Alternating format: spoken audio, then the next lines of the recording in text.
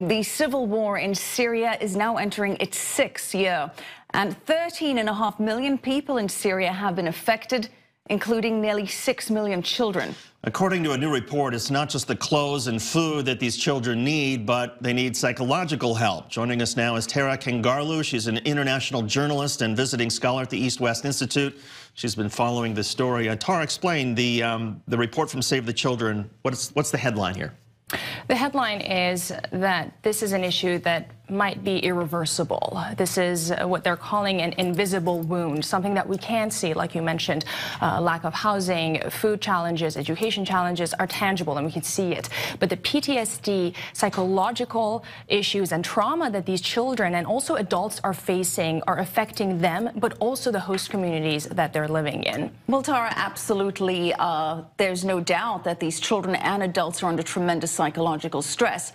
But when you put things in perspective, that they're being bombed, that they have no food, that they have no shelter, how does that rank as a priority in addressing that issue when basic necessities and livelihood are at stake here?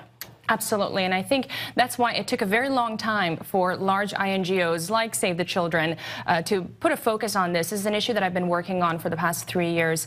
And when you have a situation where these children can't even do the basic things because they are suffering from this PTSD, to go to that class, to live a normal life, it makes it something that long-term would have an incredibly challenging effect. And again, this month would mark the 6th year anniversary of this war. We are moving into the 7th year, and we're not in an emergency phase anymore. And in a way, millions of these refugees are trying to integrate in these host countries. And if the challenges of trauma and PTSD are not addressed, it's going to lead to conflict and violence. So in other words, the focus of this is really, and the utility of it is not so much, you know, obviously the children have to survive the war. They have to figure out a way to get out of Syria or get their basic needs met. But once they do, the point is that so many of these children all over the world, all over Europe, that they face incalculable costs in terms of the damage to their psychological health. Absolutely, and I'll give you an example to that. In this report,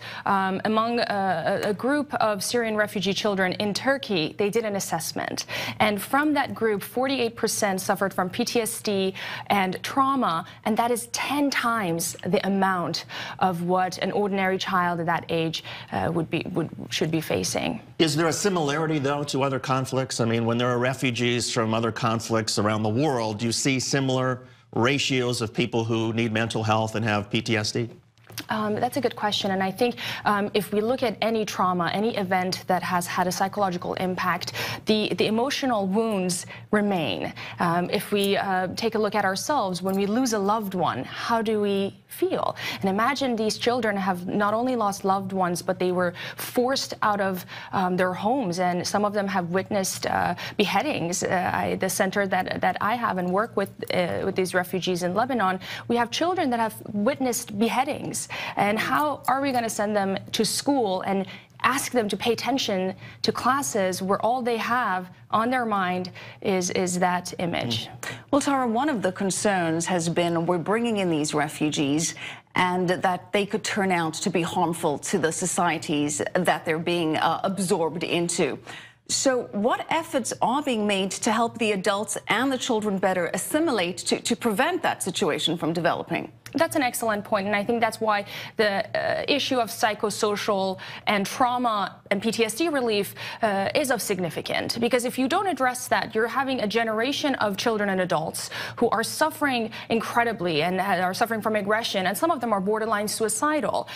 So the likelihood of them potentially gearing toward narratives that you and I don't necessarily agree with is high. So at this stage, again, moving into the 7th year of this crisis, the international community, large INGOs should find programming in which they address these issues in addition to education, vocational training, and whatever way they're trying to assimilate these folks. Well, speaking of that programming, are there particular programs or particular countries around the world that are doing a better job of recognizing this and providing some of these basic psychological services? I was just in Turkey 2 weeks ago speaking at a conference for education for Syrians, both inside Syria and outside. And one of the topics that was recognized, not just by the Turkish government, but also Syrian NGOs that are, of course, part of the opposition group, was to introduce programming that, in addition to the educational services, would add psychosocial support. But to answer your question, David,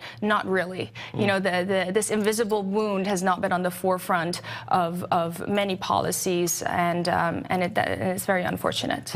It's very unfortunate indeed, Tara, and as we mentioned, with so many needs that need to be addressed, and these refugees really putting an economic toll on their host countries.